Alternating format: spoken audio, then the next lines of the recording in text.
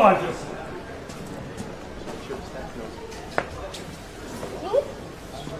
What's that? We went to the Coliseum and he got a gladiator. It's a gladiator? Lovely place. We had such a nice time. Did you? Dylan? Thank you. You gotta be careful where you're walking around. There's no cars here. Why? This is one of the biggest, most beautiful buildings in the whole world. Okay? You see that nice statue over there? See that? We know you stayed last night at the papal residence, so did you meet with Pope Francis? We did. We had the opportunity to meet with him this morning. He is on his way to Greece now, but we did have the opportunity to chat with him. Can you describe for me what that meeting was like? Was it a private meeting? What did you talk about? Well, I don't want to go into all of the details, but he was apologetic that he was unable to come to the conference last night where we were originally going to meet because of complications regarding his trip to Greece. But I just conveyed to him my admiration for the extraordinary work that he is doing in raising some of the most important issues facing our planet and the billions of people on our planet, injecting the issue of the need for morality in a global economy where we have the top 1% now owning more wealth than the bottom 99%, where we are moving in a suicidal direction in terms of climate change. He has been upfront on that. His words are going well beyond the Catholic Church to, I think, the entire world's community, and that's just something extraordinary. So what was it like to meet him in the flesh? What's he like personally? He's a beautiful man. He really is. There's a radiance. I don't mean to overdo this. I'm not a Catholic, but he is a beautiful man, and there's a radiance that comes from him. It was a very wonderful moment. We have constructed a fairly rigid and vigorous set of criteria for us evaluating the intelligence that we receive about ISIL, where it might be operating, where al-Qaeda is operating. These guidelines involve a whole range of agencies consulting extensively and are then checked, double-checked, triple-checked before kinetic actions are taken. And for the most part, our actions are directed at high-value targets in the countries that you just described, outside of the theater of Iraq and Syria. In some cases, what we're seeing are camps that, after long periods of monitoring, becomes clear are involved in and directing plots that could do the United States harm, or are supporting ISIL activities or al-Qaeda activities elsewhere in the world. So if after a long period of observation we are seeing that, in fact, explosive materials are being loaded onto trucks and individuals are engaging in training in small arms, and there are some of those individuals who are identified as couriers for ISIL or al-Qaeda, then based on those evaluations, a strike will be taken. But what we have been very cautious about is making sure that we are not taking strikes in situations where, for example, we think there's the presence of women or children, or if it is in a normally populated area. And, you know, recently we laid out the criteria by which we're making these decisions. We declassified many elements of this. We are going to be putting forward and trying to institutionalize on a regular basis how we make these evaluations and these analyses.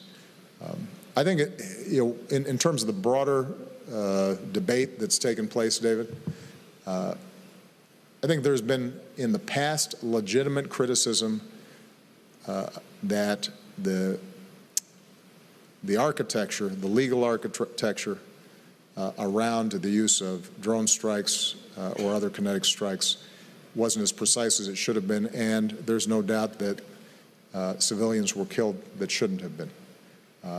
I think that over the last several years, we have worked very hard to avoid and prevent those kinds of tragedies from taking place. In situations of war, we have to take responsibility when we're not acting appropriately, or where we've just made mistakes, even with the best of intentions. And that's what we're going to continue to try to do. What I can say with great confidence is that our operating procedures are as rigorous as they have ever been, and that there is a constant evaluation of precisely what we do.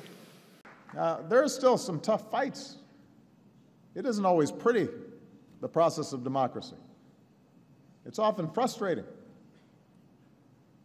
You can see that in the election going on back home. But just stop and consider this fact about the American campaign that's taking place right now. You had 2 Cuban Americans in the Republican Party running against the legacy of a black man who was president, while arguing that they're the best person to beat the Democratic nominee, who will either be a woman or a Democratic socialist.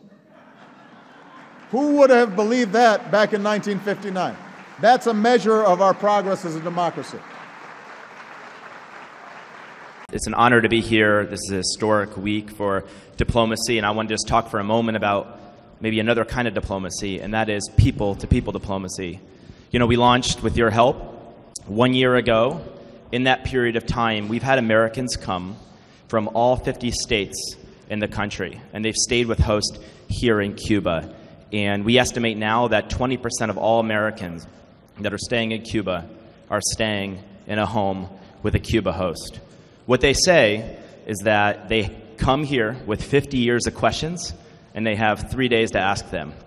But I think it's been an amazing experience and an unbelievable story. You know, we just got the word from the White House that a day ago we were going to be allowed to have not just Americans stay with Cuban hosts, but guests from all over the world. I mentioned this to a Cuban host, and she actually started crying.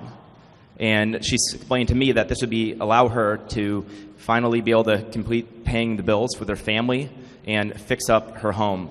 I met another host last night, and she said, we open our doors, we open our hearts, and what we care most about is not just the money we make, but the friendships we make. And they used to say that they had a lot of misconceptions about Americans, and it's hard to have misconceptions about Americans when you actually host them in your homes. And the same thing's true with Americans, and I think people all over the world. I think there's hundreds of thousands of new friendships that are possible if we can bring people together.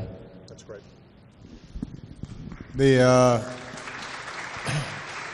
I just want to brag on Brian just for 1 second. First of all, for those Cubans who are not familiar with Brian, you can see how young he is. The company that he started, Airbnb, basically started as an idea with his co-founder, who's also here. And how long ago did you guys start, Brian?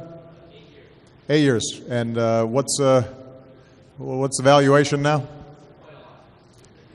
Don't be shy. How 25 billion with a B? Okay. So, but I use Brian as an example. He's one of our outstanding young entrepreneurs who had an idea and acted on it. And in this global economy, it can take off if it's a good idea and it's well executed. But I also think Brian's a good example of the power of the internet and why having an internet infrastructure is so important. Because essentially, Airbnb is using social media and the internet in order to create a buyer and a seller and a market that is safe for those buyers and sellers that didn't previously exist. I mean, it used to be if an American or a German or anybody wanted to come to Cuba, they could go to a hotel and that was it. Now, suddenly, there are thousands of potential sellers of a great experience here in Cuba, and they themselves become small business people, but it's only possible because somebody in Germany can look up online and see, okay, that's a house, that looks nice, there's a nice picture, there's been a good rating of the host, right? They've found out that when you get there, the room actually looks like the room on the internet. The person who's inviting somebody into their home, they can check, and they've seen that, okay, the person who's using this has a good credit rating, and if they've stayed at Airbnb before, they haven't completely torn up the house. And so it's a tool to build trust and allow this transaction to take place. But if you imagine what could be done with broader internet access and service here, Brian, I think, gives you a good example of the potential that could be unleashed. But it requires an infrastructure and an investment in order to make it work. Thank you for sharing your story, Brian.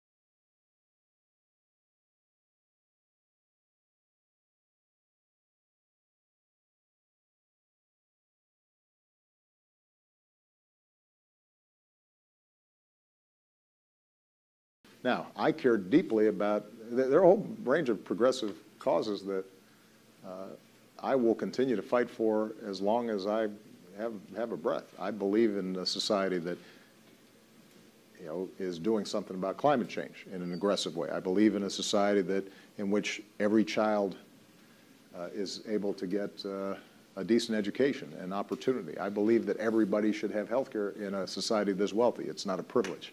It's a right. I believe that you know, our criminal justice system is flawed in a whole range of ways. You know, a couple of weeks ago, or maybe it was last week, I had lunch with a sampling of the people that I've pardoned for nonviolent drug offenses, and I've got a woman sitting next to me who, at a very young age, in her early 20s, was sentenced to life in prison for a nonviolent drug offense. It's crazy.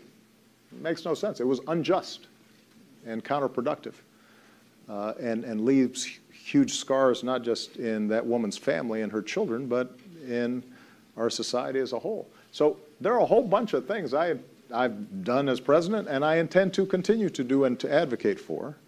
Those are not things, though, that typically a Supreme Court justice is in the position to get done. They don't have taxing power. They don't necessarily have the expertise to be designing programs to get at the things that we care about. And so I do have a modesty in terms of my expectations for what the court should do. But I want the court to do what it should do really well.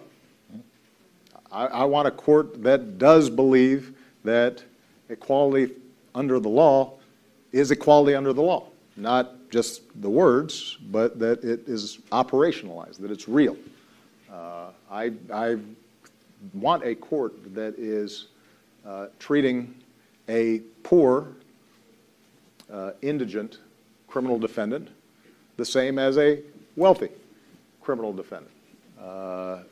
And the justice is blind with respect to, she agrees with me. So modesty in the scope and the nature of what the law is, but doing really well what the court is designed to do. That's what I'm looking for in a justice.